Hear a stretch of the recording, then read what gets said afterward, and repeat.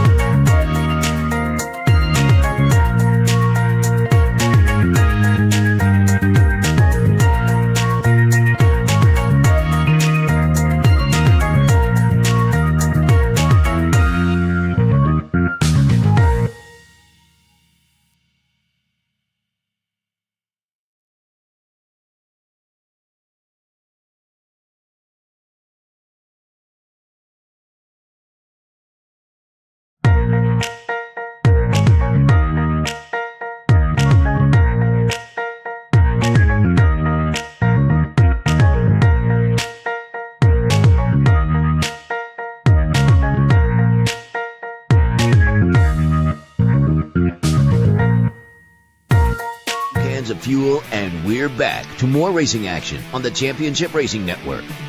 Fun with sound. Ain't it, though? Hey there, I'm Steve West. Matt Nicholson along with me here as we play again with sound and try and get everything settled down here this morning. Seems like everything kind of got a little sideways on us, and we're working on it. All right, Matt, try that. Hello. Hey, what do you know? We might actually have something there. All right, welcome into the show. Good grief. Middle of November. I mean, dead middle of November. Hope you got everything ready to roll for Thanksgiving. If you don't, time's running up. Let's talk about some racing, though, shall we? Last Saturday over in North Carolina, the NHRA got the Outlaw Nitro Drag Racing Series wrapped up for their 2025 year, and what a year for them to come back. Top Fuel came down to a duel between Kyle Sattenstein and Lex June. Sattenstein with the reaction time advantage paid off with a win, 3.3137. Yeah, I know, they go all the way there. 3.3137 ET, 273.83 miles per hour. Of course, it didn't hurt that Lex June lost traction and had to shut his ride down. No, that doesn't help anything. No, not for Lex, anyway. No. Certainly helped Kyle. Over in Funny Car, final ended up in a battle between Del Worsham and Robert Bodie. Bodie just a hair quicker on the reaction time, but then he had to shut it down, so Worsham rolls on to the win. 3.319 ET, 265.27 miles per hour. And Top Fuel Harley, something we haven't really talked about a whole lot when it comes to them, but we used to cover it quite a bit when the NHRA was running it on a regular basis. Came down to Ryan Perry and Christopher Smith. Smith left first, then Perry powers by as Smith has to back off the throttle. The win, 4.088 ET, 207.56 miles per hour. So congratulations to the winners, commiserations to the losers. Sorry about that, boys and girls. Sunday in Brazil, Formula One got rolling, and after the Saturday sprint race that we talked about on last week's show, you got qualifying in later that day. Lando Norris put his McLaren on the front of the field. Two drivers, including four-time defending champion Max Verstappen, had to start on pit road. Talk about that during the news. The race got marred with two quick safety car periods after Gabriel Bortoleto, back home in Brazil, ended up being out quickly after he was nudged and nailed the barrier. The second one happened shortly after they went back green. Norris's McLaren teammate, I should say, Oscar Piastri, locked up his brakes, ended up nailing Charles Leclerc. Suffered enough damage that Leclerc had to park his ride. Piastri got a 10-second penalty. Yee. Ugly beginning, and then things finally got down to actual racing. And Verstappen's team used a bit of tire strategy to their benefit. He began to work his way up through the field. Norris led almost the whole race, got the win by over 10 seconds. Kimi Antonelli with a great run. He was able to claim his second podium finish of the year. Max Verstappen starts on pit road 19th and finishes third. That's all you can say to I that. got to ask the question. If he had been able to stay, I mean, he didn't qualify well. He qualified 16th. Right. Okay. And it was because Red Bull felt like that he had a tired engine. Right. So when they made the changes, it put him on pit road. Mm-hmm. So the question becomes, if he could have maintained his 16th starting position, would he have won the race? I'm not going to say no. I mean, good grief, that fresh motor did him well. Yeah, it did. George Russell, Oscar Piastri fell out the top five, even with the 10-second penalty. Oscar Piastri finishes fifth. Rest of your top 10, Ollie Behrman with a sixth-place finish. Liam Lawson, seventh. Isaac Hajar, eighth. Nico Hulkenberg and Pierre Gasly for Alpine suddenly jumps up there and claims the top 10. Lando Norris extended his championship points lead. It's now 390 to 368 over teammate Oscar Piastri. And there's Max Verstappen looming like Mike Myers behind a tree, waiting for somebody to play victim. Continues to chip away, now up to 341 points. I know Halloween might be over, but I can still use the reference, can't I? George Russell's fourth, 276, 214 points for Charles Leclerc. Manufacturer standings. McLaren, of course, is the championship winner. The tally that they have is now up to 756. They're just waiting to officially be crowned. 3 more races, and that'll happen. Mercedes, in the battle for second, holds the lead, 398. But Red Bull, showing signs of life, they suddenly jumped over a double retiring Ferrari. Ew. Hello. Red Bull's got 366. The Scuderia's got 362. They got to regroup over there. Something's going on. Mm-hmm. I talked to you in the tease about a shut up and drive. Yeah, it was pointed at the Ferrari guys. We'll tell you about it more in a bit. Williams is up next. They've got 111. Racing Bulls has jumped up to 82. Aston Martin's got 72. Haas F1, more points. They're closing in. They've got 70. Sauber's got 62, and Alpine now 22 points with that top 10 finish. 3 more races, like I said, left on the schedule, but not this weekend. This weekend, the only racing amongst the series we cover on a regular basis is the NHRA. They have their season finale this weekend. It's the In-N-Out Burger NHRA Finals at In-N-Out Burger Pomona Drag Strip. Used to be Auto Club Dragway. Remember that? Mm-hmm. That was easier to say, with all due respect to In-N-Out Burger. Of course, that's Southern California. Fox, not going to air the finals. Instead, they moved it to Fox Sports 1. Starts 5 p.m. Eastern, 4 p.m. Central Time. Formula One taking the week off as they travel back from Brazil to the United States and get prepared to race Las Vegas next weekend.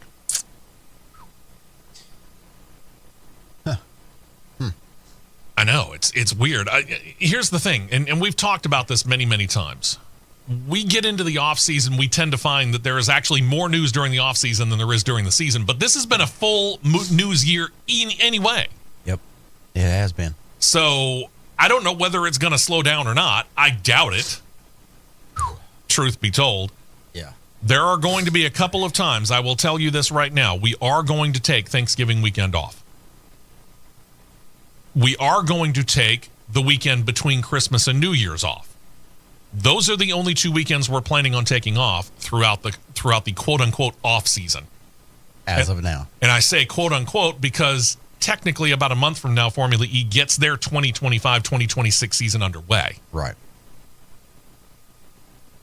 There's always news, but, we need some family time as well. So Thanksgiving weekend, the weekend after Christmas before New Year's, those are the 2 planned weekends off. That's it. Otherwise, we're going to pretty much be going full bore. That's the plan anyway. All right, let's get into some news here since we got some time. And we'll start off, actually, because I honestly think that the 2 biggest stories of the week came out of the NHRA. So we're going to start with the straight line, guys. Yeah. And I'm just going to take it in chronological order because it's arguable either way as to which one was the bigger story. Very. Let's talk about the saga of things happening at tracks near the small town of Rockingham, North Carolina. We've talked about it before, but we've mostly talked about it from the NASCAR side. NASCAR, of course, turned away from Rockingham Speedway after the 2003 season. Track itself got sold. It was sold off. ARCA returned, soon followed by the Craftsman Truck Series. That was 2012.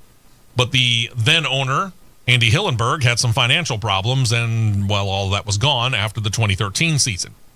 And it sat idle for some years. Rockingham Properties bought it in 2018. That's when we went up. We took a look at it, and you and I both agreed, yeah, it could use a little bit of freshening up, but for all intents and purposes, it was still a really good-looking track. Yeah, the oval was to be sitting as long as it had been, it was in pretty good shape. And pretty good. We had seen pictures. Neither one of us had laid eyes at North Wilkesboro at about that same time.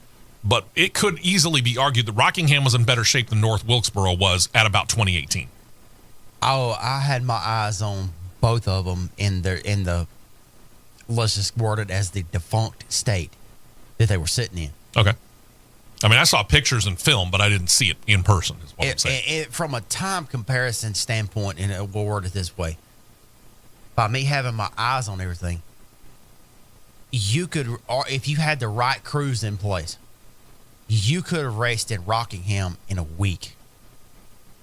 It would have taken you 2 months to race at Wilkesboro. Yeah, the amount of cleanup and things that they would have to do, that they had to do. Let's just put it that way. The things that they had to do to the surface just to make it race ready. 2 months or longer. Yeah, and Rockingham was really ready to go. Yeah. Anyway, they began to revive the facility bit by bit, and it led to the return of NASCAR in 2024. Well, in case you didn't know, across the street over there is Rockingham Dragway. Uh-huh. Owned by another group, not the same group. It's been without the NHRA for some years now, and the thing about it is, even when they had the NHRA, they didn't have the NHRA. And what do you mean by that? All right. Let's go back to Monday, first of all. The facility held a special conference that announced that the NHRA's Mission Foods Drag Racing Series is set to return to the Rockingham Dragway. Now, the track never actually hosted a full national event since being built in 1971. What they hosted from the NHRA from 1989 through 1998 was an all-star invitational. So, yes, they hosted the NHRA, but not for a points event. was kind of like North Wilkesboro. When they came back, they were hosting the All-Star race. On hand for the announcement, Rockingham co-owner Dan Van Horn, Richmond County, North Carolina officials, Senator Dave Craven, and U.S. House of Representative Ben Moss. The announcement noted that they're going to host race number 2 in the countdown to the championship next year. All 4 top divisions on hand. Top Fuel, Funny Car, Pro Stock Motorcycle, all will be running that weekend. Should be. That should be a pretty good event. I would think. Should be. Van Horn said, quote, "This is an exciting moment in Rockingham Dragway's rich history to host an NHRA national event during their 75th anniversary season." NHRA's, not Rockingham's. "We could not be more thrilled to host the stars of the Mission Foods Drag Racing Series, provide our amazing fans with a show and an event like this. It's enormous for this facility in all of Richmond County, and we're thankful for everyone who has supported us and helped make this an event like this happen." In the process, the track has re-upped their NHRA member track status. They have been one since 2015, I should say. They've hosted divisional races every year since. Van Horn and his almost silent partner, Al Gennarelli, bought the facility back in 2022. Since they bought it, they've been upgrading and making renovations to the entire facility since that time, helped by grants from the city, the county, and the state governments, and you can expect more updates over the course of time. The thing about this is, we talked about how the state of North Carolina was giving money to NASCAR tracks. Mm-hmm. Truth of the matter is it appears that they're giving it to all major racing facilities in the state. Yeah. Because that money that they were talking about to help renovate the facilities, obviously they gave it to Rockingham Dragway too. That's the way I understood it. And that's a great way to do it. For sure. Congratulations to the state of North Carolina. Amongst the planned improvements still yet to do, they want to finish up a long-term project that they've already started in the grandstand area, so that'll help the fans out. They're planning a new asphalt-paved pit area. They want to do an update to the scoreboard. They want to relocate the grandstand fencing. Now, I don't remember us taking a really close look at the dragway when we went by there, so I honestly can't remember. It sits a good way off of US 1. Yeah. And I honestly, what I'm saying is I can't really remember exactly what relocating the grandstand fencing is going to do. I'm not sure either. They state that some other projects are, they're hoping to be done by the time they get to racing. And if you're on CRN Live on YouTube, you can see it's going to be September 25th through 27th. So they got 10 months to be able to get this work done. So yeah, we've seen major projects like this get done quicker. Witness. Oh, absolutely. What happened out of Talladega when they did the whole renovation in the course of a year. Absolutely. So, yeah, I think they'll be able to do a really good job and be a fun race to go to. Mm-hmm. Just saying. The other one, this is less fun news to report, but it's also expected. I hate to say it. Yeah, you kind of seen this coming. John Force is officially retired. Not much debate about this. It seemed likely after his crash at Richmond Dragway in 2024 that had him in hospitals and rehab for most of the remainder of that year. But there was always that hope, that wish that we could see him one more time in a car so that his last race wasn't Richmond. Right. But unfortunately, not apparently going to be. Still fiery as ever at 76 years old. Force suffered a fractured sternum, broken leg, several other injuries, including what doctors only termed as a, quote, traumatic brain injury, unquote, during that unfortunate crash at Richmond. He spent months in the hospital in Richmond first and then went to a couple of different rehab centers, one in Richmond before they transferred him out to one closer to his home in Southern California. He basically had to learn to get back to walking and talking normally, but he was warned about getting back in his funny car. Jack Beckman has been filling in pretty much ever since. In a press conference that was held at John Force Racing headquarters in Southern California on Thursday, Force said, quote, "I don't want to go on forever, but I'm officially done with driving. I hate to say that word. I said in media so many times, until this race car kills me, they're going to have to drag me out of that seat. But the truth is, I was dragged out of the seat at Richmond, and they thought it killed me then. So I'm lucky that I'm back walking, but I'm still under doctor's orders." He noted he will continue to be in charge of John Force Racing, noted that his daughter Brittany, who is also stepping away from racing, at least for now, in pursuit of starting a family. Another racing daughter, Courtney, made that decision years ago and has not and seems unlikely to return to racing. John also noted he has 6 grandchildren that he actually wants to see grow up more. So Force is a legend. Period. End of sentence. That's an understatement. And it really doesn't matter what form of racing you're in. NASCAR, IndyCar, Formula One, Formula E, IHRA, even the IHRA sink wishes and congratulations. NASCAR's done it very well. Racers love racers. It doesn't matter what the specialty is. Right. And John Force has probably one of the most ultimate resumes in all of racing. I'm not going to say it's the ultimate, but it is one of the best. Mm-hmm. When you stack it up against all the people that you consider the best in any particular series that you want to talk about, his resume stacks up very favorably against them all. Mm-hmm. It does. It does, and then some. And, you know, the couple of times I've had the privilege of getting to speak with him and talk to him, when he comes and talks to you and he doesn't say, hey, how are you? What's your name or anything? Yeah. He calls you by your name right off the bat. There you go. Like if he's talking, Steve, how are you? Talks to you like he's known you for ever 10, 15, 20 years. Exactly. I mean, he's got that kind of personality, and that's why he has always been so popular throughout the grandstands and the paddock area with the fans. Listen to this resume.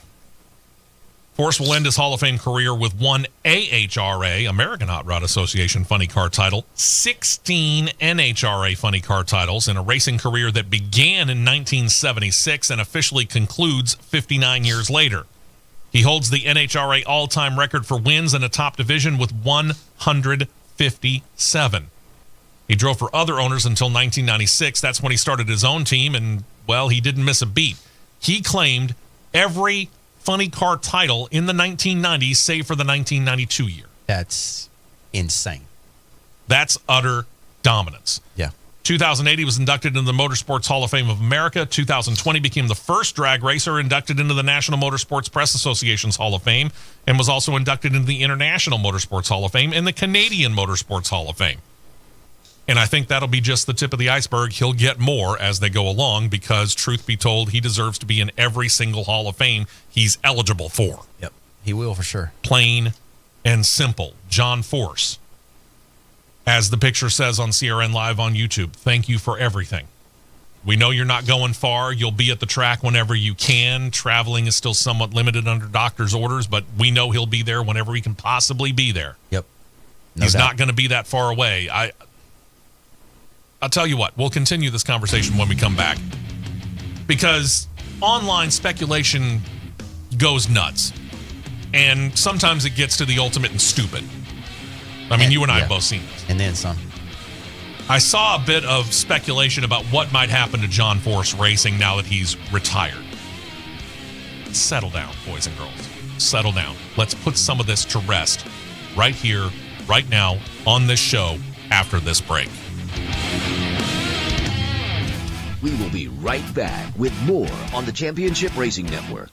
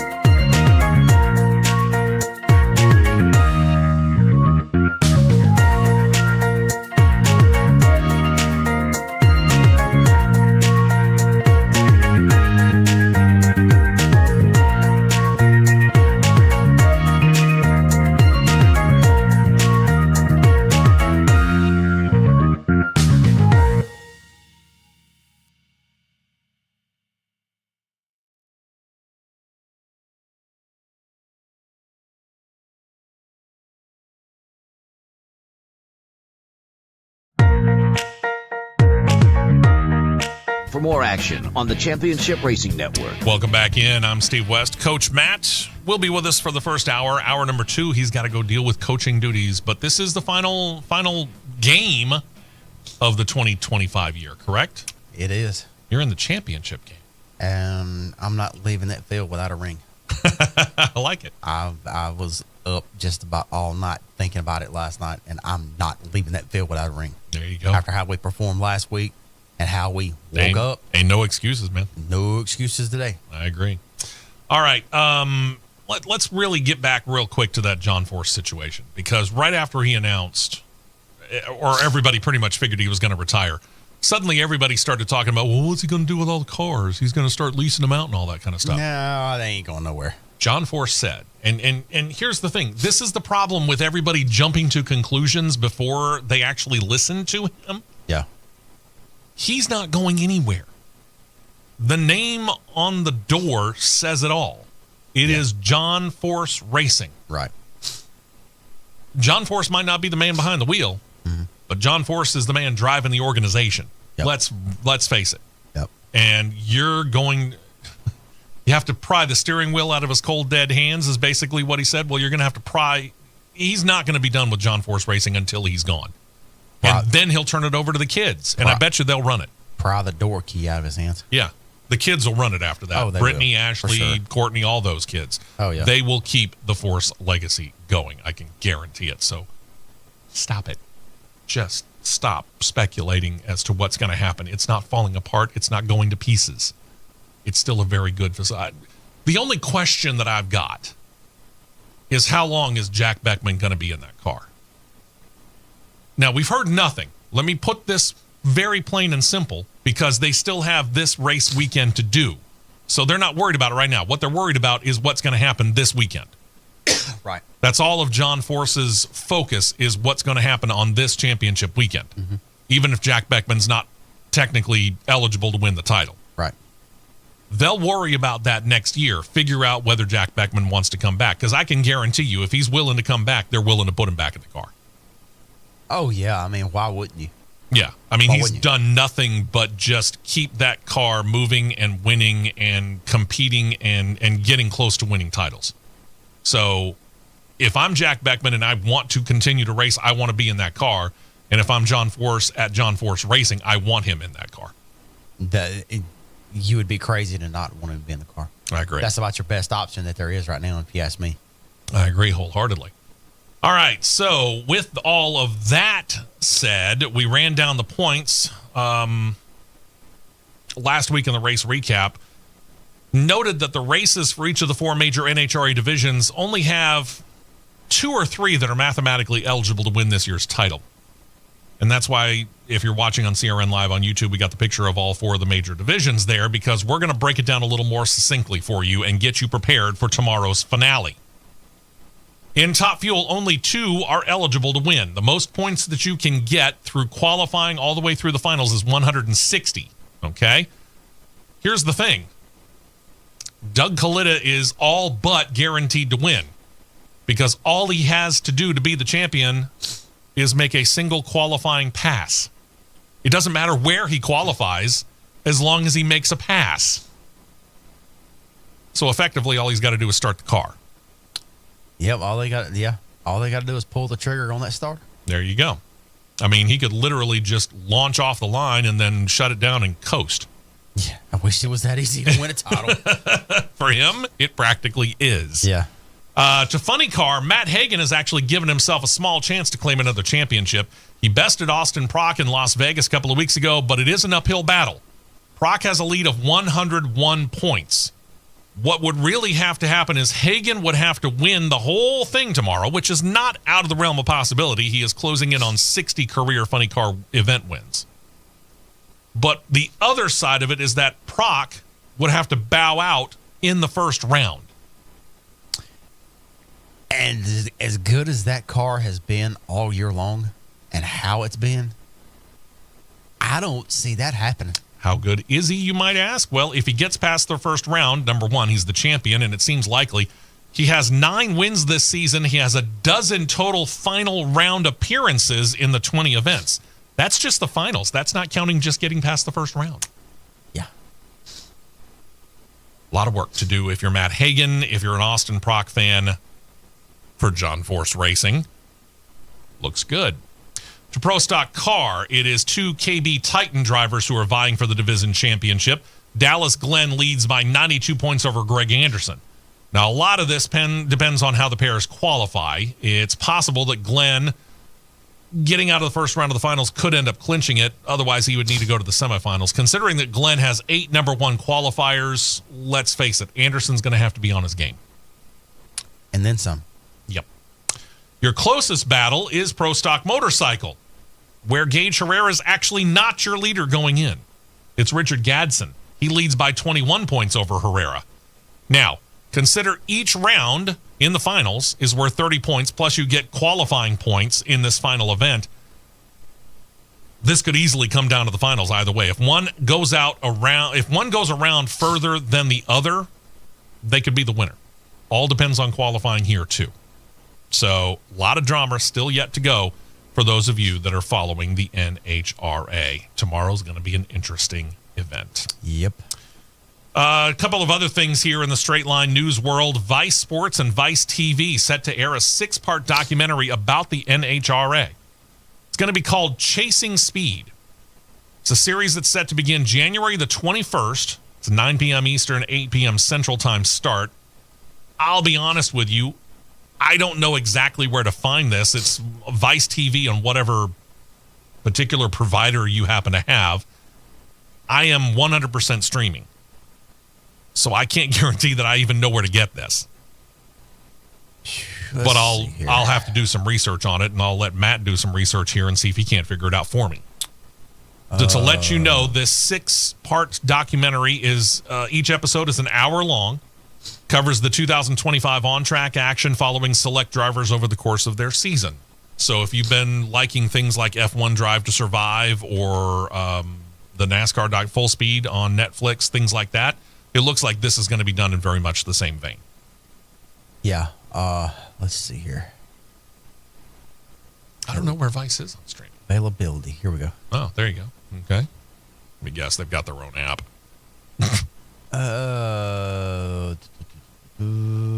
That does not tell me nothing. Oh, okay. Well, that helps. Let's see here.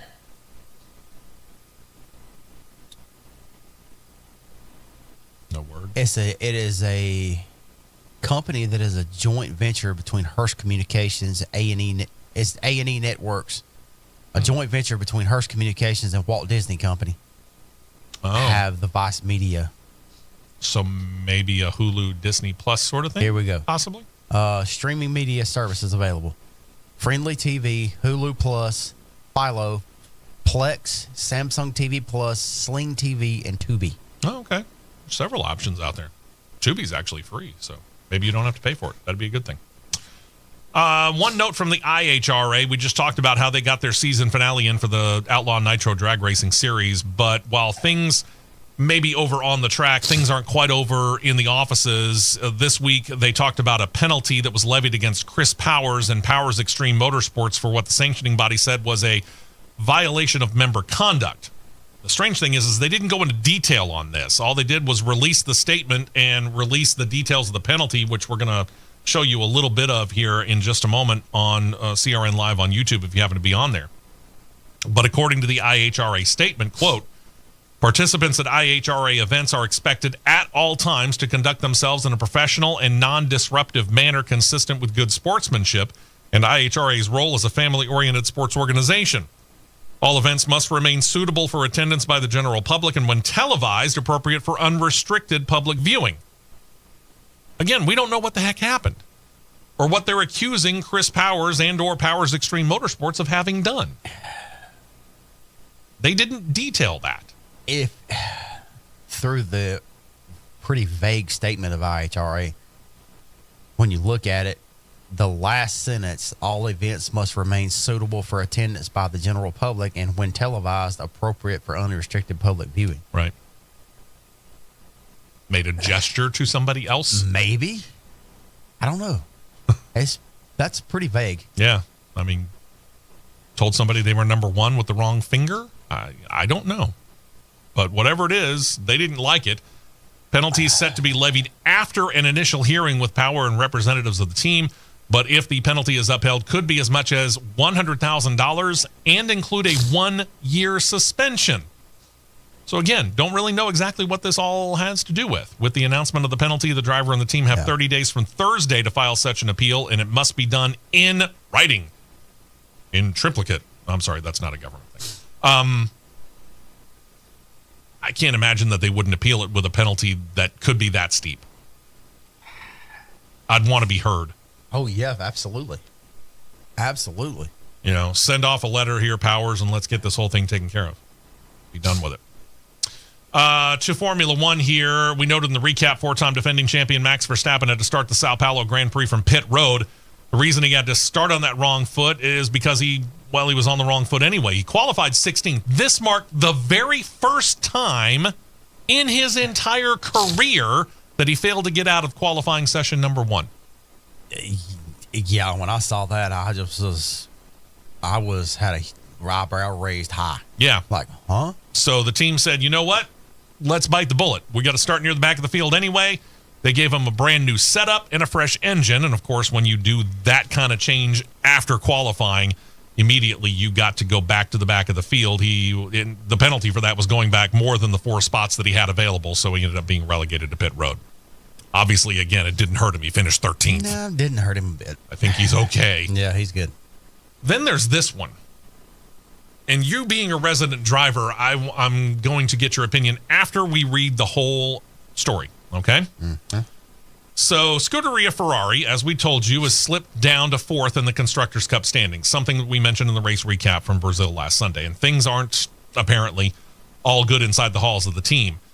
John Elkann, who is Ferrari's team president, seems to think that the drivers, well, they're not concentrating on what they need to be doing.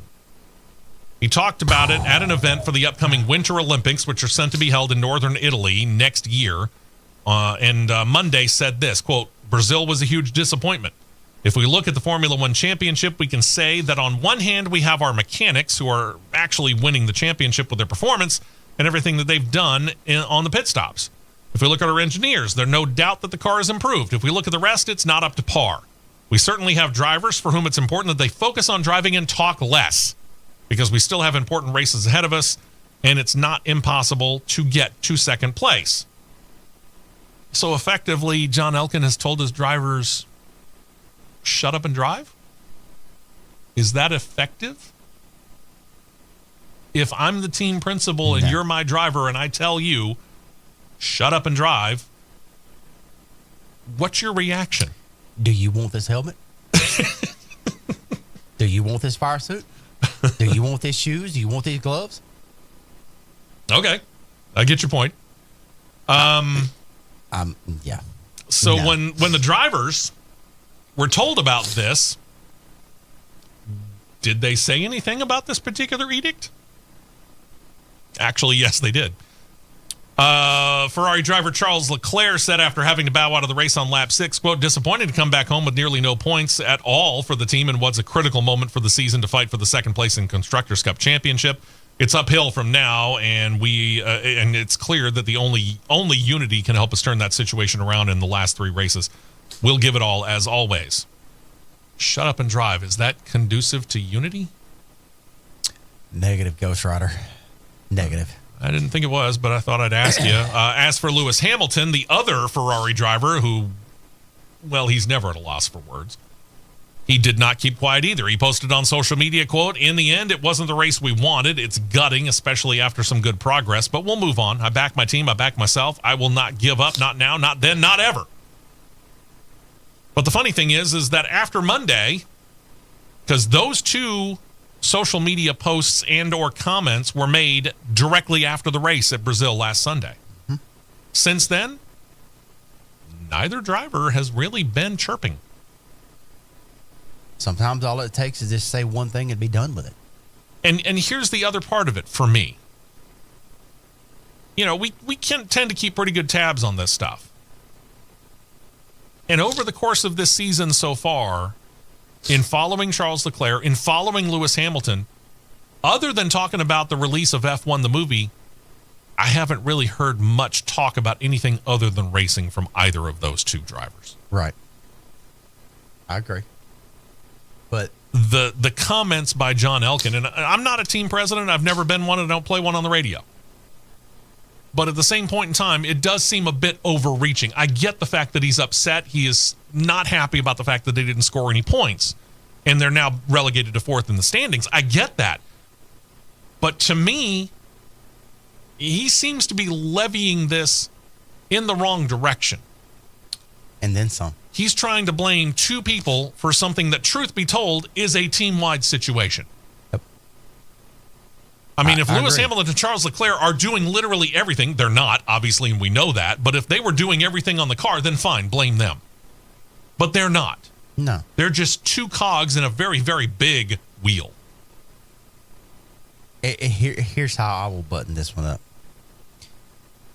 Unless you have had a helmet on with a fire suit and gloves and shoes and sat behind a 5-point harness, do not tell me to shut up and drive.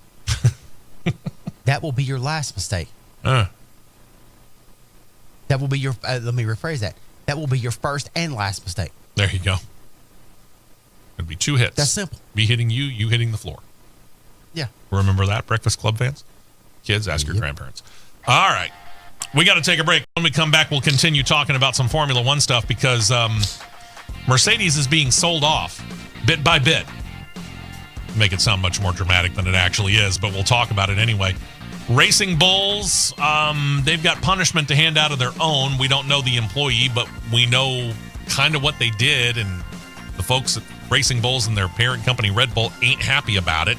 We'll talk about that and more right after this. We will be right back with more on the Championship Racing Network. It's Black Friday and Cyber Monday savings at Greenway, Chrysler, Dodge, Jeep, Ram of Anniston.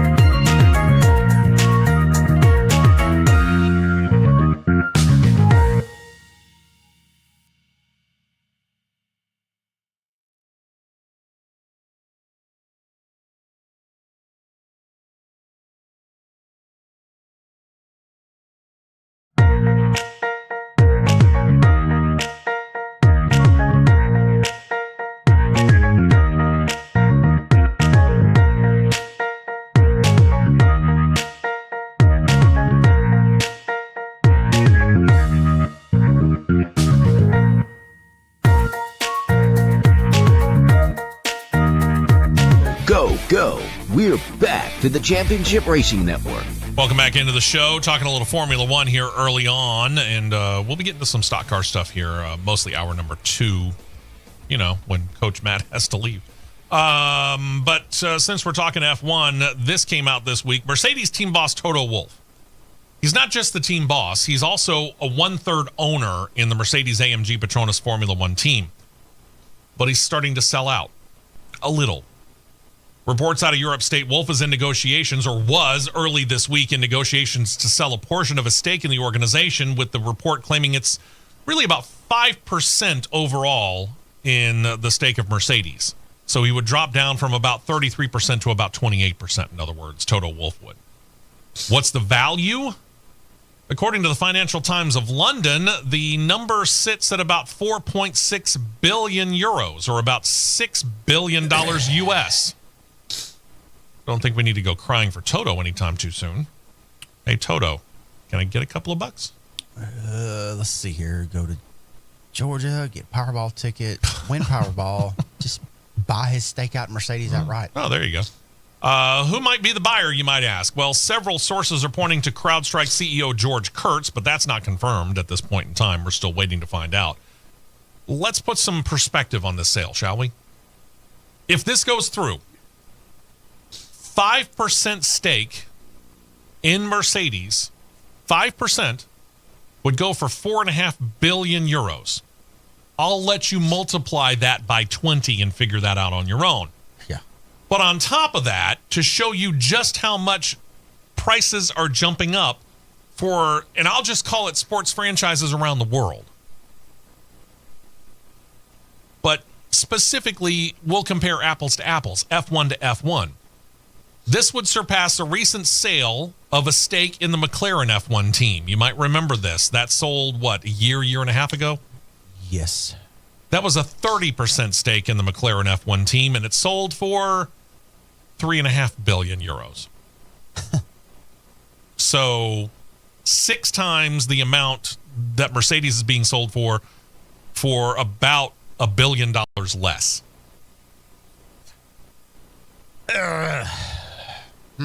That's kind of hard to... You can't tell me that McLaren is not valued at least on the same level as Mercedes, considering they're the defending Constructors' Cup champion, and they are the 2025 champs as well in waiting. They just haven't been crowned officially because we got to get through the end of the year. You would think it would be.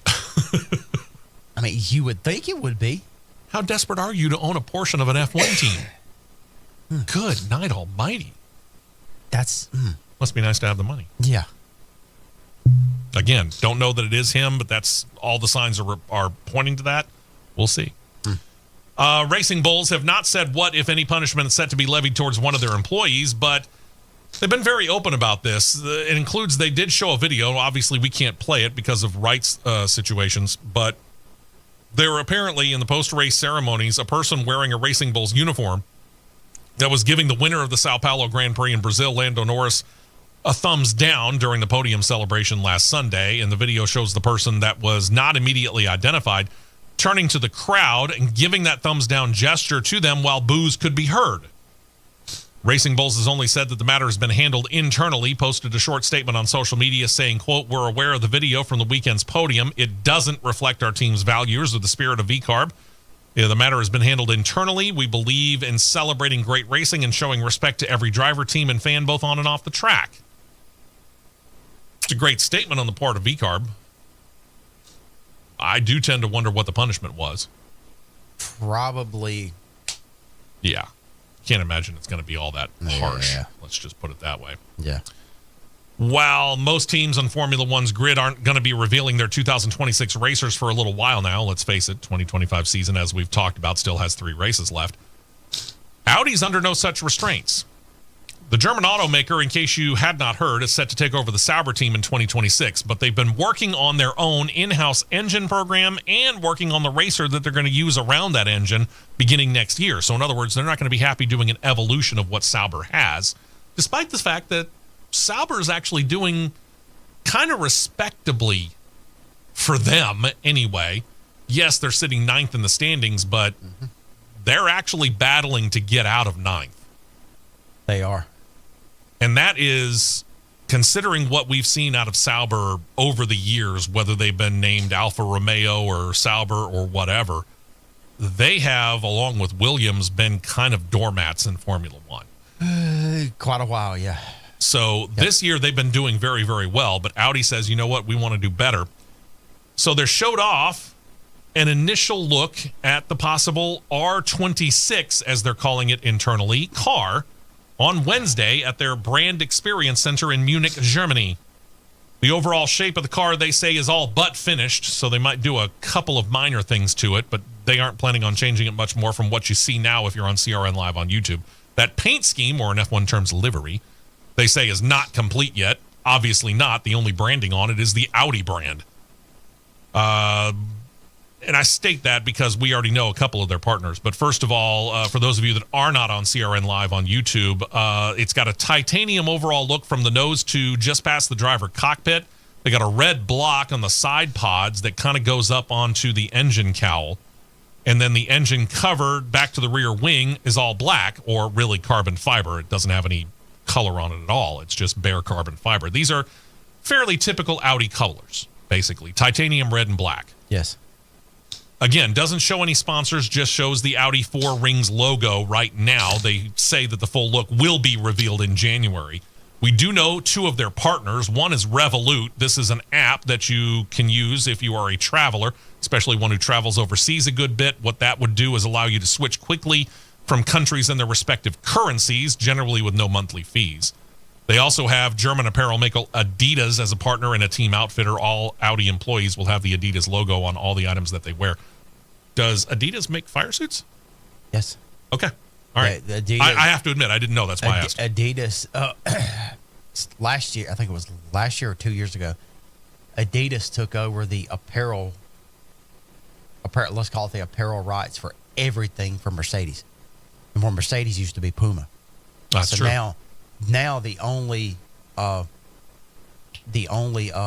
team that Puma outfits in F1 is Ferrari, because Red Bull went away from Puma to Castore, and Mercedes went to Adidas. But yes, Adidas does make fire suits. Okay. All right. So they're basically going to outfit all the drivers, the pit crew, the officials, and everybody else at the team. There you go. Because I nearly bought one years ago. Expensive? I mean, fire suits are expensive. More expensive than anybody else? Or generally on par? How do I word this very carefully? Just be honest. I started out as a let's call it, the racers will know. Joey that's watching on CRN Live, he'll know what I'm talking about. Okay. I started out as a Sparco guy. Gotcha. But the Sparco suits were something about it I just didn't like. So I evolved over into the Alpine Star suits. Mm-hmm. The Alpine Star suits are outstanding. They're comfortable. I owned two at one time. So sometimes it's just kind of a fit for the particular driver. It's kind of a fit, Yeah. yes, and how they're made, because people are going to call me crazy, and the listeners and people that are viewing on YouTube, CRN Live. I don't know about you, but I've been called worse. The Alpine Star suits, the way they make them, the 3-layer is cooler than the 2-layer. Insulation from what's inside, basically. Apparently so. Yeah. Okay. But from a price standpoint, when I was pricing suits out, the Adidas suits ran about $100 to $150 more than the Alpine Star suits were. That helps influence the decision. There's no doubt. They are. And then, which Adidas, Alpine Stars, Puma suits, I think Sparco is too. I'm not sure about Simpson. They're all, they all have FIA certification. So if I'm climbing up through what I've got and the equipment I've got, if I'm asked to go wheel a F2, F1, or F Formula E car overseas, You got the equipment. I've got the equipment to go. Excellent. By the way, Audi officials state that they do not intend to be a back marker, and again, that has been the case for Sauber's most of their time in F1. Audi CEO Gernot Dollner said that the team wants to be a winner, and quick. How quick? He said, quote, Formula One will be a catalyst for the change towards a leaner, faster, more innovative Audi. We're not entering Formula One just to be there. We want to win. At the same time, we know that you don't become a top team in Formula One overnight. It takes time, perseverance, and tireless questioning of the status quo. By 2030, we want to fight for the World Championship title. He's giving themselves 4 seasons. Possible? Maybe. If you've got the right people in the seat. Yeah. I'm not going to say likely. I'm just asking, is it possible? Yes, it is possible.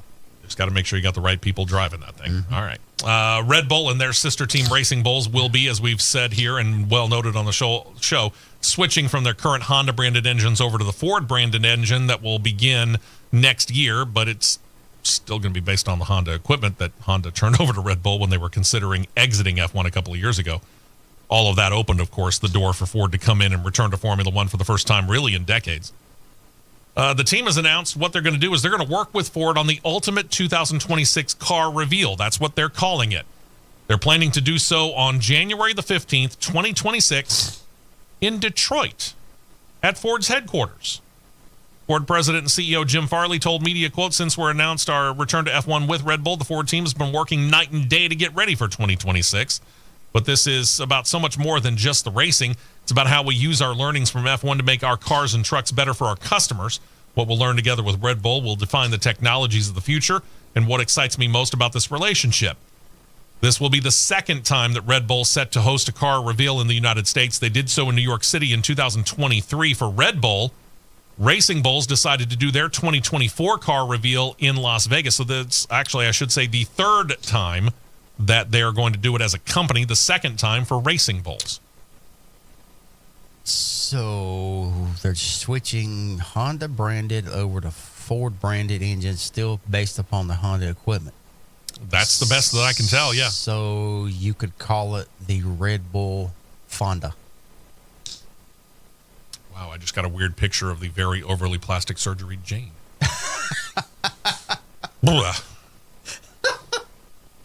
Let's move on, shall we? Yeah, let's do that. While Addy was showing off their first draft of the 2026 racer, Cadillac had one on the track. Well, sort of. They put one of their drivers, Sergio Perez, behind the wheel for a shakedown run at Imola in Italy. And this is a place that really kind of makes sense because Cadillac's going to be using Ferrari power plants for the first time for the first couple of years. And it's going to allow them to get their own engine program up and running to full speed. They say they plan to debut it, I've heard as early as 2028, but 2029 or 2030 is probably more likely. The car is an older Ferrari body. It was actually the 2023 car, and this is something that Formula One allows under what they call a TPC, or a testing of a previous car rule. This wasn't meant to be a major test, but instead was the opportunity to get Sergio Perez out there with the people that Cadillac have hired to be pit crew and the people at the track. In other words, get them out there, get them used to what it's like to be at the track, working together at, I would say probably, 2/3 speed? I mean, it's not like he was going full bore. Probably, yeah. Just this was more of really of a gelling session. Yeah. For the at-track staff. Now, the other driver is Valtteri Bottas when they debut in 2026. Bottas was not on hand, and he can't be, technically, because he's still contractually signed to Mercedes as a test and reserve driver through the end of this year. So he's going to have to wait about a month. But Cadillac still hasn't got their car prepared. And that brought up the question of when the Cadillac car might be ready to get out on the track. Graham Loudon, who's Caddy's team principal, was a bit vague in his promise that it was going to get a shakedown run before the preseason test in late January. He only said that they would put the car on the track, quote, in less than 50 days, unquote. Preseason test takes place Barcelona, Spain, January 26th through 30th. If Loudon's timeline hits right, that means that they are going to try and get a car out on a track sometime before Christmas. But when and where is unknown. You can't fault him. You think about this, they've got the different facilities. They are working at a facility in Detroit. I doubt seriously that's where it would be. That's just Cadillac's really headquarters. You got the facility in Charlotte. I guess you could try and put it out of that road course that's over there by Charlotte Motor Speedway, but that still seems fairly unlikely to me. That car, F1, that car would not be able to hold that track. Okay. 10/10 is not a very big place. True. So that brings us to Europe. As we said, they're working with Ferrari. Ferrari basically owns Imola, so that's a very good possibility. But the other thing is Cadillac's main headquarters for the F1 team is in Britain, effectively across the street from Silverstone. That seems maybe the most likely place. You got your pick of the litter. Either way, not a bad choice. Imola or Silverstone, it's pretty good places to put a car out on the track for the first time. I'd go Silverstone. All right. And it's going to be a show because they're not going to allow them to do a whole lot of testing. Right. They're going to wait for the official test. Yep. All right, hour number 1 in the books. We got to say goodbye to Coach Matt. He's got to go do coaching duties. Good luck in the championship game. Let's go win a title. All the best to the boys. Yep. We'll continue after this. Don't touch that dial. The Championship Racing Network will be right back.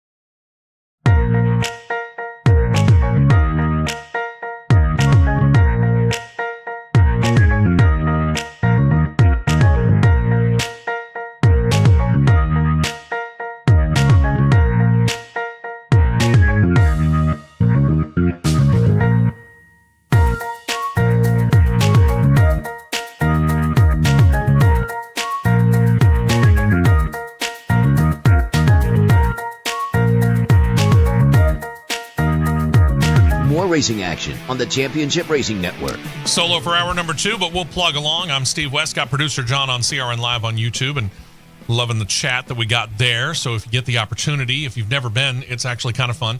Show a lot of pictures there, kind of give you a little bit more depth into some of the stories that we talk about, and always like it if you subscribe there. We do appreciate that.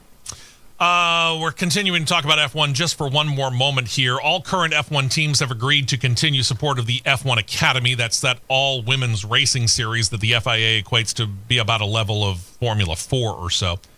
The extension of the agreement also builds on the model that was introduced for the 2024 season, where each of the F1 teams supports at least one Academy driver. Could be two, but at least one. That driver takes on the colors of the parent F1 organization that is kind of backing them, if you will. The new deal also did include Cadillac, that soon-to-be 11th F1 team. The notation is that the new American F1 franchise is going to concentrate on Formula One for 2026, and then in 2027 expand out to join the ranks of the Academy teams. Susie Wolf, who's Toto Wolff's wife and the F1 Academy GM, said this, quote, "The commitment of long-term support from all 10 current F1 teams and the addition of Cadillac from 2027 sends a powerful message about the future of the F1 Academy." The thing about it is I get it. They are enamored, is that the right word, of the idea of trying to get a female racer up at the top level of F1, which it's happened, but it hasn't happened to any real success. We've seen it in IndyCar. We've seen women get up to the top levels of NASCAR. Success is another story entirely. We'll have to see. I think they're doing it right, though, in the fact that they've got the support of the entirety of the F1 community as to whether or not they actually get to the point where they're going to get a female up there at the top level. Yeah, it'll happen at some point in time. I just don't know when. But we'll see whether the F1 Academy continues to pan out. Right now, it's got it. Now let's switch over to IndyCar and AJ Foyt Racing, long a well-known supporter of the efforts to help out military veterans, have announced that they're going to celebrate America's 250th birthday in style, specifically with their signature number 14 car. That goes all the way back to when AJ Foyt was still driving. They're going to run a very patriotic look all year long that's going to highlight the nonprofit organization Homes for Our Troops, or HFOT. You can find it online, hfotusa.org. The group, founded online, builds and donates homes that are specifically adapted to the capabilities of severely wounded post-9/11 veterans. Many have sustained injuries that include loss of eyesight or partial or full paralysis, maybe limb amputation or traumatic brain injury, or some combination of those, right? The team put the organization on their cars the past 4 Indy 500 racers, with their regular sponsor, ABC Supply Company, offering to match the funds raised, and as a result, they've raised nearly $15 million for Veterans Assistance Group. Santino Ferrucci is back behind the wheel of the 14th car for his 4th year, but that look, if you're on CRN Live on YouTube, is going to be on the car, not just for the Indy 500, but all year long, and that's also thanks to ABC Supply Company, which is the major, and has been for, 2 decades now at least, a major supporter of the AJ Foyt racing team. So, applause to them all. Then there's Lewis Foster. Lewis, I'll call him Lewis. Lewis Foster seems to have found his home. Signed a contract extension with Rahal Letterman Lanigan Racing after only his first year in the series. The 2024 Indy Next champion moved up to IndyCar for 2025, claimed the Rookie of the Year honors driving for RLL Racing. It was close, too, but he was able to get the win. He's all of 22 years old and has a seat, according to the team statement, quote, for the foreseeable future. Team founder and co-owner Bobby Rahal said, quote, "I was very pleased with the job Lewis did this season. He exceeded our expectations. I knew he would be competitive, but I certainly didn't expect the pace and consistency he showed almost from the start. Given his talent and potential, it made perfect sense for us to extend his contract, especially with Droplight extending their partnership with the team and knowing how well Droplight and Lewis work together. I'm confident Lewis will be running up front on a regular basis in the coming years. We're excited to continue this chapter with him." That is the next step, though. I mean, Rookie of the Year is great, but what are you going to do from here? Now, at this point in time, at the very least, Rahal Letterman Lanigan, I would think, expects him to be a regular top 10 for the next couple of years and then start fighting for the championship. It seems that, and I know that some of the regular listeners here to the show have, we'll just say, a definitive opinion on Alex Palou, but right now he's got a vice grip hold on what's going on in IndyCar, and somebody's going to have to break it. Is Lewis Foster that guy? Is Rahal Letterman Lanigan Racing that team? I can tell you right now, I'd like to see it. I don't know as they are right now, but maybe Rahal, Letterman, Lanigan is actually building towards that, and that would be a really cool thing for Bobby Rahal and David Letterman and the Lanigan crew as well. Time will tell. Speaking of Arrow McLaren Racing, they've announced they're going to field a fourth car for the 2026 Indy 500. And they announced this week who was going to be driving it as well. Car's going to be piloted by the veteran, Ryan Hunter-Reay. Now think about this. Pato O'Ward, Nolan Siegel, Christian Lundgaard, those are the trio that are running the entirety of the season. IndyCar rules state that you are limited to 3 full-time cars with the new charter agreement that they've got. But again, Indy 500 is a separate piece. 27 cars start a race in 16 of the 17 races. But the Indy 500, you start 33, which means you get teams that don't generally run, Dreyer and Reinbold. They come in, they run one race. Then you get teams like Arrow McLaren who go out there and they have 3 cars regularly. They put a 4th car out there. And Ryan Hunter-Reay is not a bad choice either. He's 44 years old. He's not been a regular racer for a couple of years now, but he is the 2012 IndyCar champion. He won the Indy 500 in 2014. He'll climb into the team's number 31 car. Good luck to him. See what happens. Go to Mick Schumacher. You think about this, we haven't really heard a whole lot of Mick Schumacher really since he was let go from the Haas F1 ride after the 2022 season. Since then, he's kind of been lurking around F1, mostly as a reserve and or simulator driver. Has not really gotten much of a chance to get back in an F1 car on a regular basis. And with 6 new rookies coming in for the 2025 season, Schumacher not really considered. He's begun to consider other options. For this season, he is a reserve driver for Mercedes along with Valtteri Bottas. And while driving for Alpine in the World Endurance Challenge Series, he says what he really wants to do is get back to open wheel, single-seater open wheel action. And he has recently been linked to IndyCar. He was what was termed, he ran what was called an exploratory test on October the 13th. Kind of seemed to take the car pretty quickly, according to all the reports, despite the fact that, unlike an F1 car or things like that, things that are found in F1 cars, IndyCar doesn't have it. That includes a lack of power steering. That's something that we've heard over the last couple of years. Drivers like Romain Grosjean, who spent really most of his life in the Formula One series and or feeder ladder, it took him some time to adjust to, and other former European Formula drivers have all said it does take a little bit of an adjustment to get to that lack of power steering that IndyCar has, or doesn't have, as the case may be. For this season, like I said, he's a reserve driver, but when he drove the number 75 Rahal Letterman Lanigan entry, he said afterward, quote, "I think that's what you want from a race car. I like full push. I like to go for it. So yes, it's a positive thing. I think the preparation that I've gone through has really been preparing me for this, and I'm very happy to have the ability to work with the team." Graham Rahal said about Mick, quote, "In his brief time with us, he was incredibly humble, incredibly down to earth, and very grounded.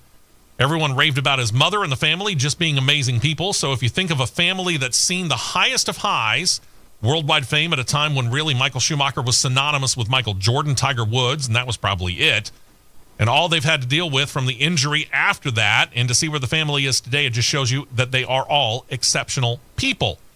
On top of that, Mick's a racer, and Formula One is great if you want to be a politician, but I'm not so sure that Formula One's great if you want to be a pure racer. Just look at Max Verstappen." Graham Rahal not holding back. He continued, quote, "He is a pure racer," talking about Mick Schumacher. "You can see his frustration all the time, even when he's at the top." I'm sorry, he's still talking about Max Verstappen. Dealing with the nonstop bull. He did stop there. I didn't edit that. Rahal wrapped it up by saying IndyCar is the opposite, and summed up his thoughts by saying, "Put the name Schumacher aside. The kid can drive." Got to get that chance, though. In looking at everything right now, I'm quite certain, if I remember the last time I looked, all the full-time seats are spoken for. And that's I'm not going to say it's a bad thing. It's sad for Mick Schumacher. Because sometimes you think about the son of a great player, a great driver. We can look in in NASCAR or IndyCar for that matter, and we can talk about all kinds of different sons who have followed their fathers, and you can say, well, actually, we think that son was better than their father. If you go to baseball and you think about Ken Griffey Sr., who won a couple of World Series with the noted Big Red Machine of the Cincinnati Reds back in the 1970s, it could easily be argued his son, Ken Griffey Jr., was a better player. Is Mick Schumacher as good or better than his father? Apparently not, but at the same point in time, to get somebody like Graham Rahal, son of Bobby Rahal, people who ideally do know what a racer is and what they look like, for him to say this kid can drive, this just means that he needs a chance. And to a certain extent, I think the problem is that you look at the name first and you go, okay, we expect him to be at this level. Everybody started off down here and had to build up to that level. I mean, even scratch golfers had to start somewhere and build their way up to the point where they became Tiger Woods or Jack Nicklaus or whoever. Maybe it's a shorter time to get from here to here, from the bottom to the top, but there's still that process. Mick Schumacher's going a little bit slower than his dad. Will he ever be a multiple-time champion and multiple race winner? I don't know. I'd like to see the kid get a shot. That's all I'm saying. As far as IndyCar is concerned and the crossover when it comes to NASCAR, there is that double that we always talk about, where you run the Indy 500 and the Coca-Cola 600 on the same day. Trackhouse Racing has seen what Hendrick Motorsports has done with Kyle Larson over the last 2 years, and they said, we might have one of those guys. We might be interested in doing something like that, and maybe it might just be incoming rookie Connor Zilisch that might be that kid. We'll see. It's not going to happen in 2026. The team does want Zilisch to make the most of his rookie season in the Cup Series. He was the Xfinity Series last Rookie of the Year. Again, they become the O'Reilly Auto Parts Series next year. They're hoping he can match SVG's run in 2025, claim their second straight Cup Series Rookie of the Year award. So that brings up the question. How soon could it happen if Connor Zilisch is actually going to run the double? Maybe 2027? Race team owner Justin Marks talked to Adam Stern of Sports Business Journal and said, quote, possibly, yeah. Trackhouse does run Chevrolets. It seems that they would probably be looking for a partner with Chevy power under the cowl, if you will, but who they might work with has not been mentioned.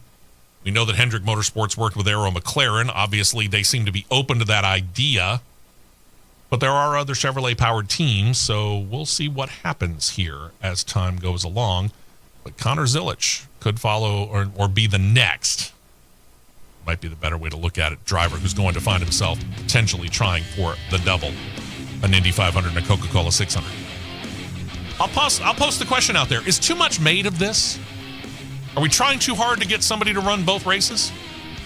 I mean, yeah, we talk about it a lot here on this show, and I get that because it is news. Driver crossing over from one series to run another and potentially run 1,100 miles in a day. Is too much being made of it? Or should we make that much out of it? Stay right here for more on the Championship Racing Network.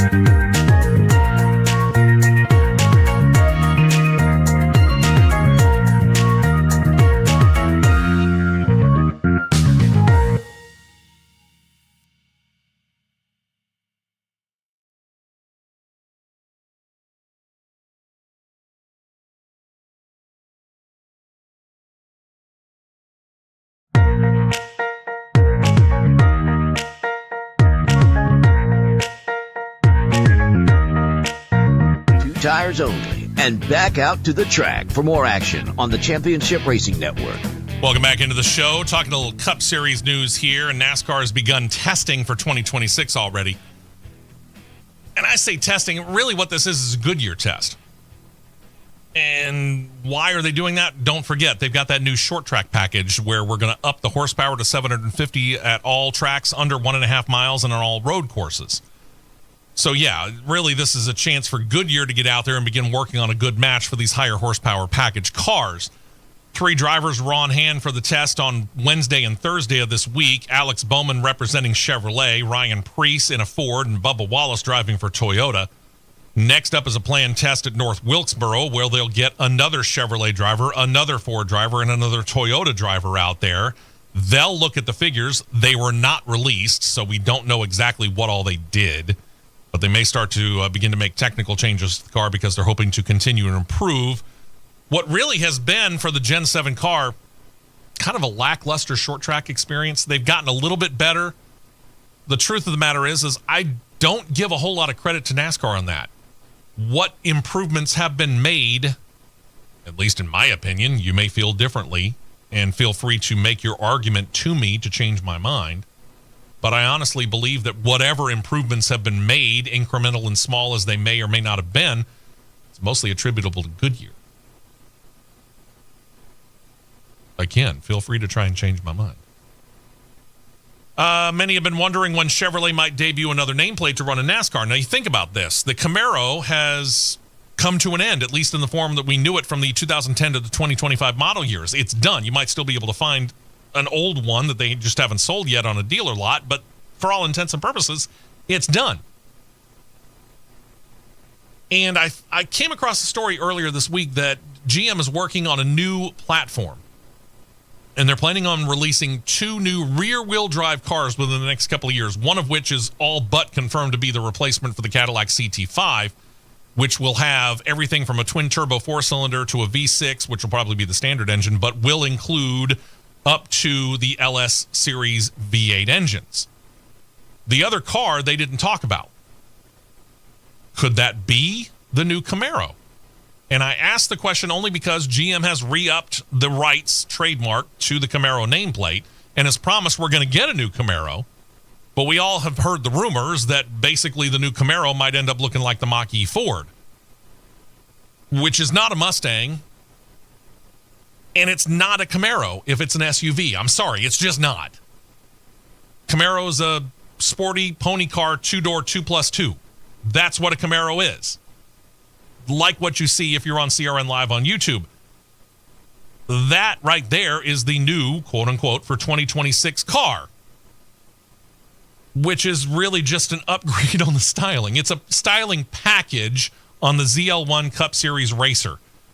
All of this coincides with the carbon performance package kit that current owners of Camaros can go down to the dealers and get for their own rides.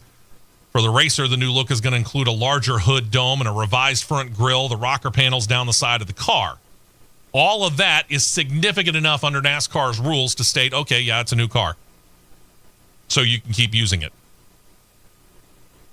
There used to be a rule that you could use a particular body style for up to, I want to say it was, I can't remember, there was 2 or 3 years after that particular body style went out. That rule actually doesn't exist anymore. I'll tell you that right offhand. That rule does not exist anymore. But I still think we're stretching this a little bit. Come on, GM. Let's go get a new actual Camaro. And let's do this thing right, shall we? Please. Been about 5 years since you showed up in Pensacola, and you say, okay, wait a minute, Pensacola, why are we worried about that when it comes to the Cup Series? Don't forget, we've got at Five Flags Speedway in Pensacola the Snowball Derby coming up here very, very soon. And Kyle Busch is headed back to go race it. This will be the first time since the 2020 year that he's going to run the noted super late model event. He's going to drive a number 51 Lucas Oil-powered Chevrolet for Bryson Lopez Racing. He's bringing along RCR noted crew chief Danny Stockman to call the shots for this particular race. Busch already has 5 Snowball Derby starts to his credit, going all the way back to 2002. So as he says, he hasn't forgotten to get around that short track. And I'll tell you this right now, if you've never been to the Snowball Derby. And here's the good news. If you would have a hard time traveling to Pensacola, Florida when they race it, which is next month, I think. I don't have the exact date in front of me, and I apologize for that. You're going to be able to watch it, at least the qualifying, if I remember right, because that's going to be on the NASCAR channel, which is what you can find on streaming services like Tubi. So at least the qualifying, if not the race, you'll be able to find there. But if you can go, we've been a couple of times as a group here at CRN, and it's a great facility. Obviously, it's a great area. It's on the Gulf Coast, so it's obviously a great area. It's a great facility, not that far away from the beach and the Naval Air Station where you can go check out the museum and all that kind of stuff. A lot of fun. So if you ever get the chance to go to the Snowball Derby, highly suggest you do it. NASCAR made several announcements this week, including start times for all Cup Series races in 2020. I had what I thought might work, but unfortunately, producer John said it wasn't going to work, so I can't really leave the schedule. So what I can tell you right now is you can go online. Go on to NASCAR.com. You can look up the schedule for 2026, and you can see it for yourself. For us, specifically using our flagship station as the base, obviously, we're very interested in the 2 Talladega races. Those 2 Talladega races in the spring going to get underway at 3 p.m. Eastern, 2 p.m. Central Time. In the fall race, 2 p.m. Eastern, 1 p.m. Central Time. NASCAR officials said that they took a couple of things into account. Number one, they worked with Fox for the first 14 races of the year to try and figure out a way to where they wouldn't get shunted over to Fox Sports 1 all the time in competition with Indycar, because IndyCar's contract with Fox Sports says they got to be on the main network all the time. The other thing that they wanted to do was that for all year, from the beginning of the year to the end of the year, they wanted to be very careful about looking at all of the tracks that have no lights, like Talladega, and make sure that they were going to be able to get the race in on time well before dark. 3 p.m. Eastern, 2 p.m. Central Time start in the spring, 2 p.m. Eastern, 1 p.m. Central for the fall race. That's a pretty good start. So I applaud NASCAR for that. But the other thing that stood out to me was the network airing assignments. And still, we got Amazon Prime and we got TNT Sports in the middle, those 5 and 5 split right there between where Fox Sports has the beginning and NBC Sports has the end, right? NBC is again taking 10 of their allotted 14 races and shoving them over to the USA Network, which I still can't totally fathom. Fox, on the other hand, apparently heard all of the complaints about that, and they're going to try and make things a little bit more even. For the 2025 season, they were 4 and 10 as well, 4 on the main network and 10 on the cable network of Fox Sports 1. This year, they're going to take 6, I should say, of their 14 races and put them on Fox. So at least, again, it's a little more even. The first 3 points races, Daytona, Atlanta, and COTA, are on Fox. Kansas and Talladega will be on the main network as well. The other race is actually going to be the season opening cash grab at the Clash at Bowman Gray. Those are going to be the 6 races they're going to put on the main network. Again, for NBC, the 4 are going to be the regular season finale at Daytona. And then, as they did for this season that they just ended, the final 3 races of the year, Talladega, Martinsville. And don't forget, they're going from Phoenix to Homestead, Miami for the final or championship race of the year, if we keep the playoffs, that championship race. Speaking of which, we were hoping that by now we were going to hear what the new format was going to be for the championship. We still haven't heard. NASCAR has made some hints that if they make a change, it will be a very, very subtle change at best, which leads us to think that probably we're going to keep the playoff system in some way, shape, or form, at least for another year, as controversial as it is. You might like it, and if you do, great. You might hate it, and if you do, great. I'm not taking sides on this. Either way, they're determining a champion however they're going to determine a champion. Me personally, I liked the way that it was before 2014 when we went to this elimination system. When they instituted the original chase, after Matt Kenseth won everything, what was that, 2002? We had a 10-race slate, and the best performance over that 10 races for all the drivers who qualified, that was it. And we had quite a bit of drama there, especially if you look at the 2011 year, and I know everybody points at it, but that was a great year. Tony Stewart comes in after having done practically nothing throughout the regular season, then rolls off 5 wins in 10 races, and he's able to win at Homestead, Miami in a race that he had to win the championship on a tiebreaker over Carl Edwards. And if you're a Carl Edwards fan, obviously you apologize for that. But that made for great drama because you just saw Tony Stewart getting much more confident and starting to play those little mind games that he always did. And somehow, some way, somewhere, Carl Edwards couldn't seem to match up to it. It created the drama. And you did it over the course of 10 races. If you're going to keep it, let's go that way. I tend to agree in a lot of ways that just basing it upon one race, it's not really the fairest way of looking at it. And if they want to eliminate it altogether and go from the beginning of the season to the end of the season and it's all 36 races and we have the possibility of crowning a champion with 6 races left in the year, congratulations to the dominant racer of that year. I'm up for it either way, but they still haven't yet figured out exactly how they're going to do it. And it's getting a little frustrating, I'll tell you. As we're headed back to Chicagoland Speedway, NASCAR's named themselves a new GM for over there. This is a position that hasn't been needed for many years. This track has sat idle since the 2019 season. After they raced there in 2019, we've been waiting to find out what the ultimate fate of that track might be. And it's a track that hasn't been open all that long. It opened up in 2001, and it hosted NASCAR again through the 2019 season. Had a race planned for 2020 schedule until stupid COVID stepped in and screwed things up. Not just racing there, by the way. It screwed up racing all around. So without racing, the staff and the management got moved to other locations or let go. So Chicagoland is back on the slate for 2026. We're getting rid of the Chicago street race, at least for now. And they needed to staff the track once again and started by naming a new GM, lifelong NASCAR fan and Chicago area native Jackie Herrera. She said of it, quote, being a lifelong NASCAR fan, attending races as a kid with my dad, went to Joliet many times on the weekends with my aunts and my cousins, spending the weekends out there. So it's very near and dear to my heart, and to see it come full circle, never in my wildest dreams did I expect the little girl from Chicago that used to attend the races become the GM. So what's her qualifications, you might ask? Well, before this, she was the director of community relations, I should say, for the Chicago street race. Before that, worked as a public affairs director for 2 different healthcare companies and worked in government relations, public information, marketing, event management, and a whole lot more.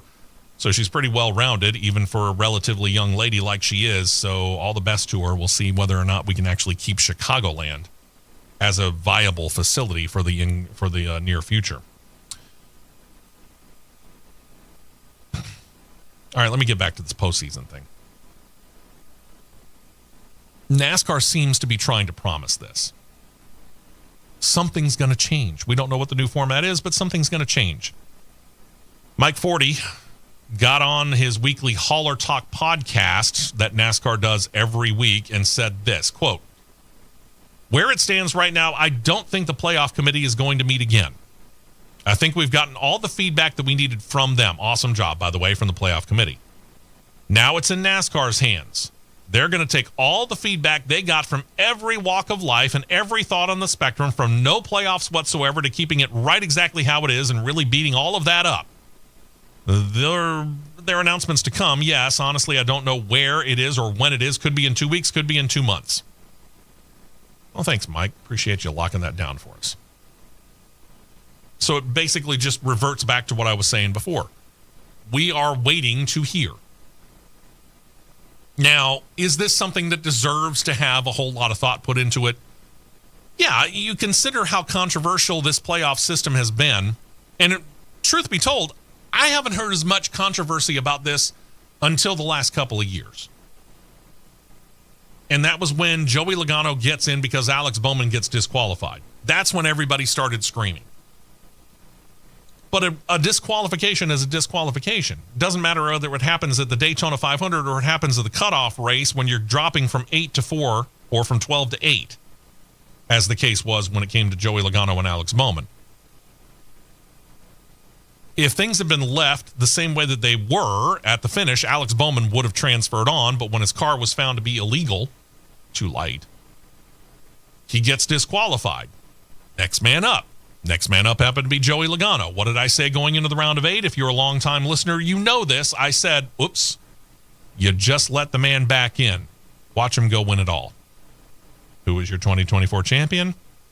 Like it or not, Joey Logano. Everybody started screaming then. Before that, I hadn't really heard much. I heard a couple of people said they didn't kind of like it, kind of don't like it, but nobody was adamant about it one way or the other. Now, all of a sudden, everybody's adamant about it.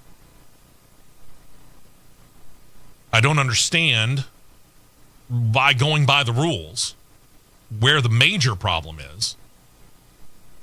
Matt and I talked about this yesterday when we were filling in at my other job, doing 10 a.m. to noon.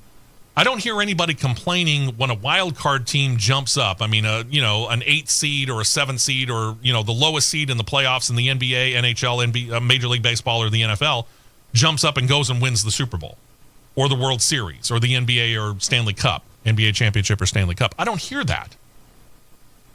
But Joey Logano gets in because Alex Bowman's car is illegal, and now all of a sudden we're screaming bloody murder? Seems an overreaction. On the other hand, we just talked about Connor Zilisch. Connor Zilisch was the dominant driver this year in the Xfinity Series, and under any other normal circumstance would have been the champion. But because we got the playoff situation, he's not. Because one driver happened to get hot that day.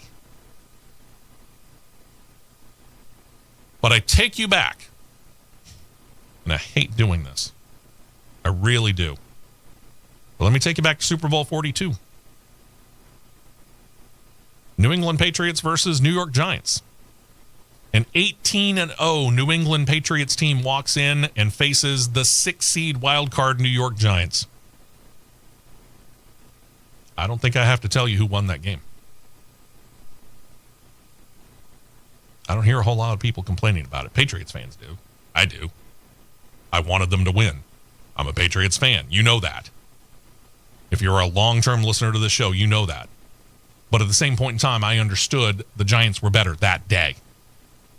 They outplayed the Patriots that day. And that's what it's all about. In the end, it really doesn't matter whether you're a fan of this system or you hate this system. The question is when are we going to figure out what the new system is going to be? And for Mike Forty to come out and say, I don't know, it could be 2 weeks, could be 2 months. Good grief, people. Fish or cut bait. Let's get it figured out so that the fans can get prepared for the 2026 season. Shall we? Jimmy Johnson and Legacy Motor Club got themselves a new partner. We'll talk about that. Silly season news from the Xfinity, soon-to-be O'Reilly Auto Parts Series. And we got some news from the Craftsman Truck Series as well in our final segment of today's show. We will be right back with more on the Championship Racing Network. Looking for a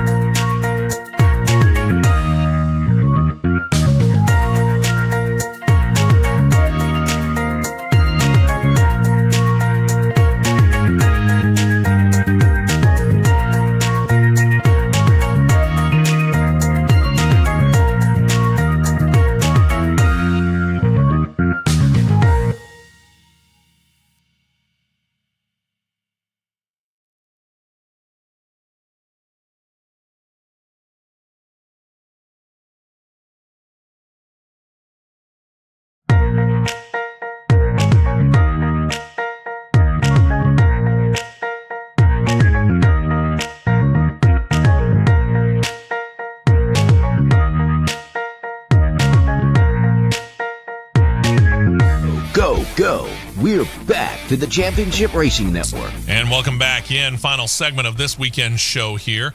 Appreciate you checking us out as we get ready to get into a weekend of action here with only the NHRA finale, season finale for 2025 on deck. Wow. It's hard to believe we're already at that point in time of the year. Talking Cup Series for one more round here. One more bit of news in that Jimmy Johnson and his Legacy Motor Club team have a new partner, and it's for the entire team. It's called Collars & Company.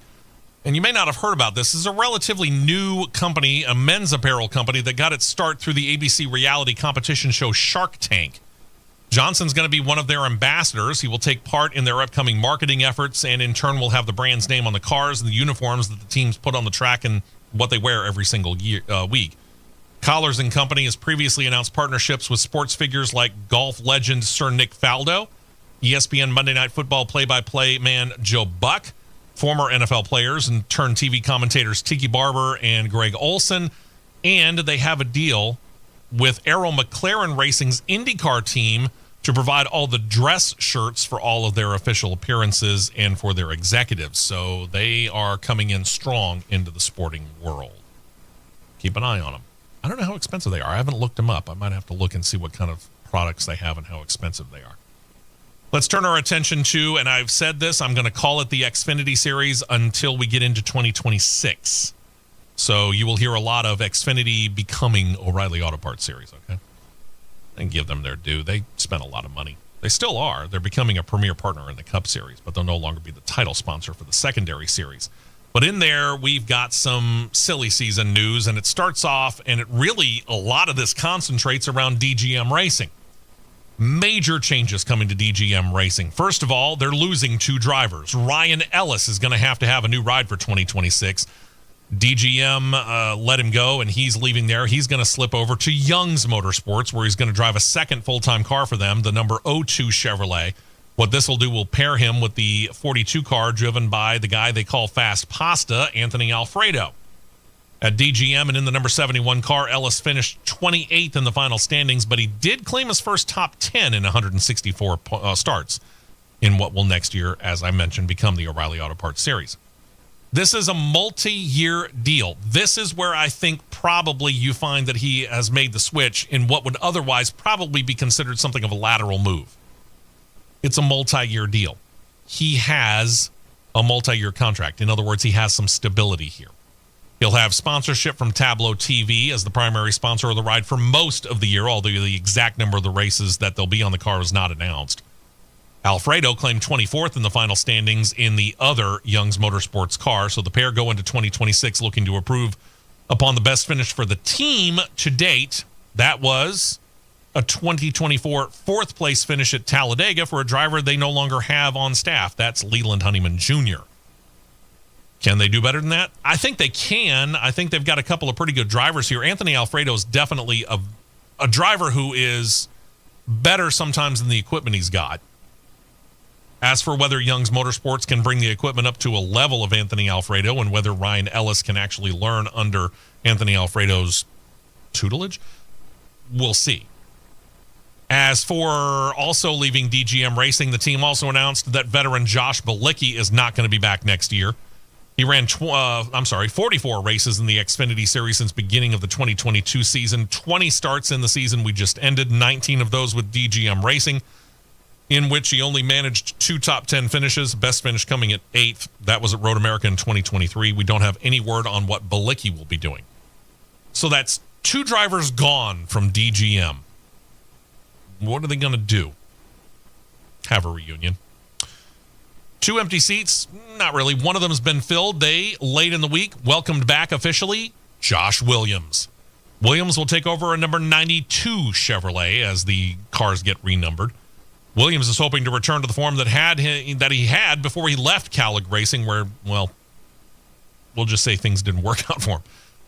He has 249 series starts, 170 of them coming with DGM Racing, 11 top 10s, 34 top 15 finishes.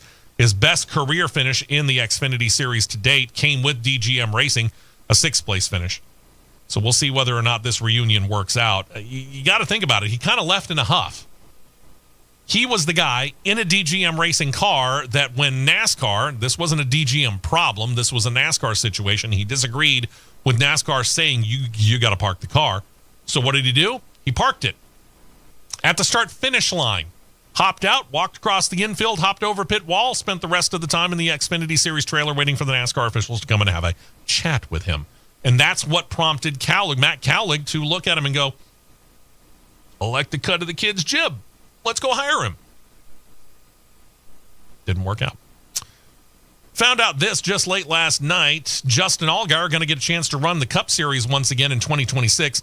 This is a one-off deal, kind of like the same one that they did for the Daytona 500 this year, where Junior Motorsports is going to pull the number 40 Chevrolet out of mothballs for an attempt to qualify for the Daytona 500. Sponsor was not officially named, but it does seem all very likely that it's going to be the same sponsor as it was for the 2025 beginning of the year, Travelers Whiskey. Country singer Chris Stapleton's a part owner of that brand. They made the race to begin the 2025 season. It was one of the top 10, I think. I'm waiting for the official sales results, but I think that was one of the top 10 sales when it came to die-cast offerings as well. When we get those numbers, we'll let you know. But it was a very popular car, and it does continue the conversation of Junior Motorsports talking about what they might have to do to try and go Cup Series racing on a regular basis. Obviously, they would need a charter or two. Not a cheap offering by any stretch of the imagination, but it's whetted their appetite. You can tell that. Talked a moment ago about the Cup Series schedule and the television times, or race start times, if you want to be more specific, being released. NASCAR also released the times for the 2026 O'Reilly Auto Parts Series schedule. Again, all races on the CW. This is a 7-year deal. This is going to be at least through the 2031 year. So we were going to, again, I had a form, but it doesn't work for what producer John needs. So that's on me. So we can't show it to you. But again, all the races going to be on the CW, and you can go to NASCAR.com and you can look up this schedule anytime that you want to. And then finally, we get to the Craftsman Truck Series, and here we go again. Start times released for the Craftsman Truck Series. All the races here are slated for Fox Sports 1 except for 2. Strangely enough, generally, if they're going to put a Truck Series race on the main network of Fox, it's going to be at either Daytona or Talladega. That's not the plan, at least for now. The 2 races that they have specifically pointed out that they are going to put on the main network are neither the season opener at Daytona nor the fall race at Talladega. The 2 that they have picked, the Grand Prix of St. Petersburg. That's the one where the Truck Series is going to go down there and race that street course and then turn everything over to Indycar for their season opener. And then they're going to go towards the end of the year, and they're going to put the Truck Series race at the Charlotte Roval on Fox. The thing about it is both the networks and NASCAR state these are all subject to change. I don't know why you wouldn't put Daytona on there. I don't know why you wouldn't put Talladega on there. Those 2 Truck Series races at the super speedways tend to generate some of the best TV ratings that NASCAR gets out of the Truck Series at any point in time.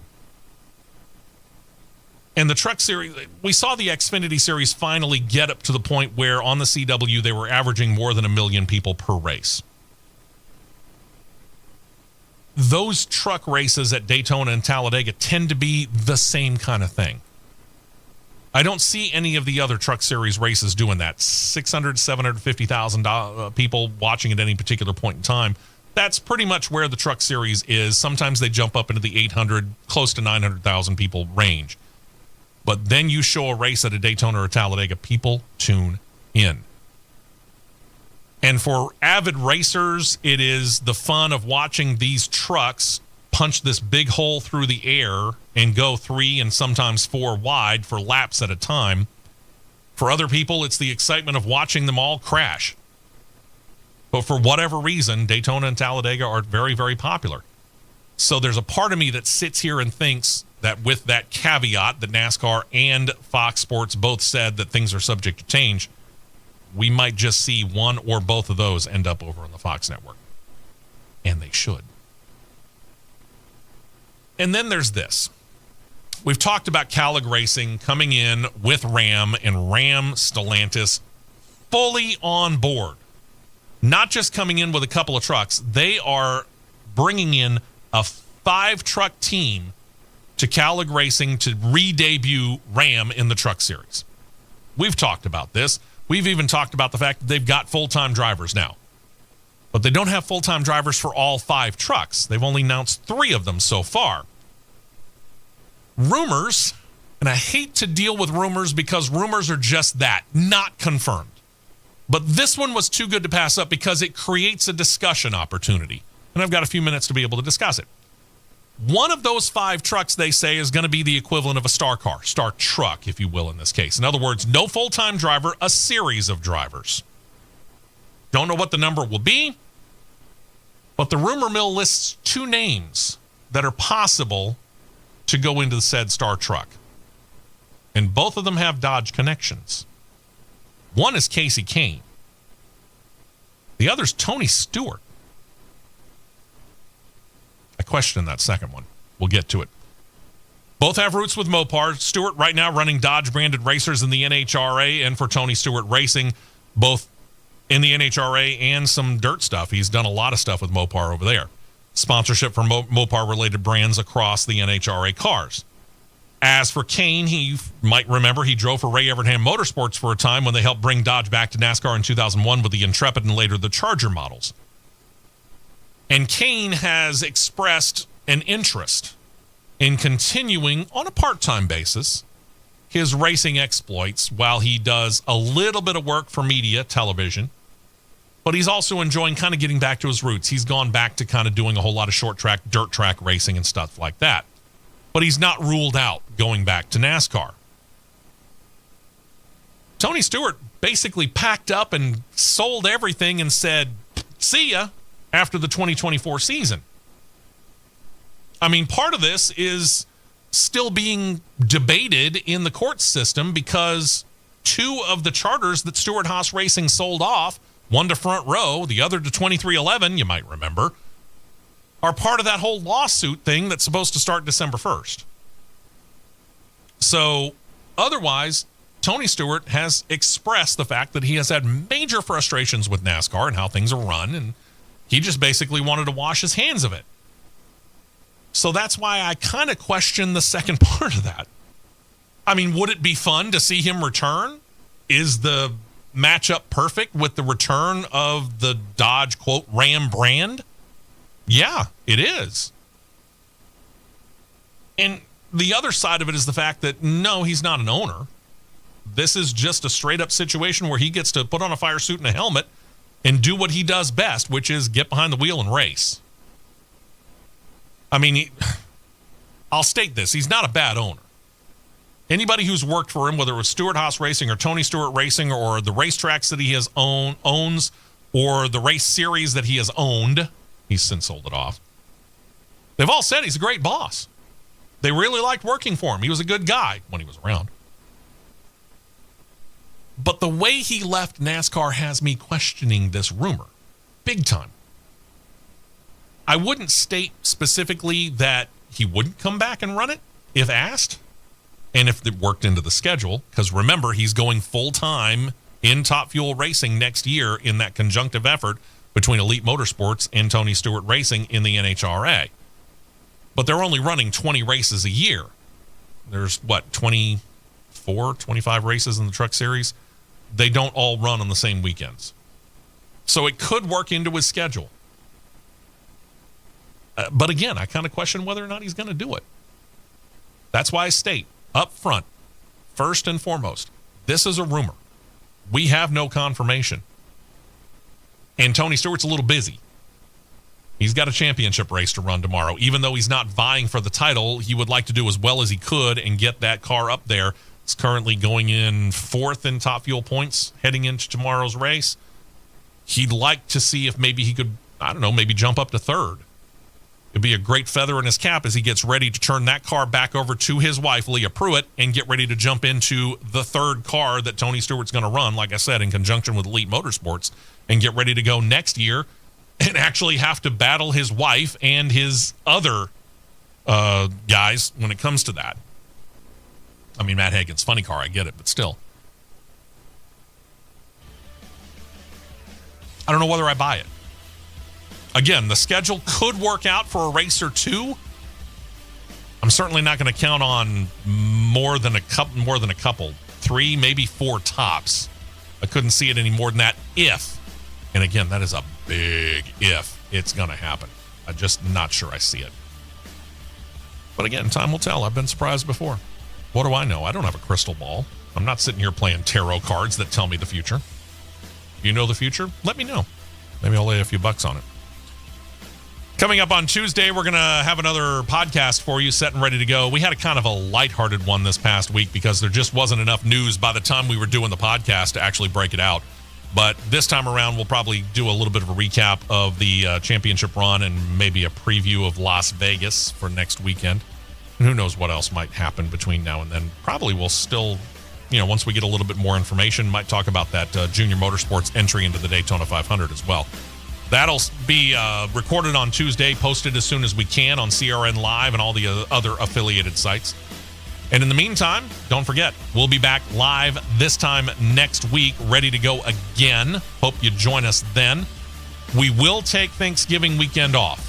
I'll give you that fair warning now. We're going to take Thanksgiving weekend off. The only other weekend right now that I'm planning to take off is the one right after Christmas, between Christmas and New Year's. Otherwise, we like to go pretty much year-round as much as we can. Thank you very much for all your support. Comments, suggestions are always welcome. And subscriptions, too. If you haven't already subscribed, please do right down below. We'll talk to you again with our podcast in the middle of the week, Cross Flags. And we'll be right back here next week with another edition of The Big Show on CRN. Take care. Be safe. Have a good one. This has been a presentation of the Championship Racing Network. WDA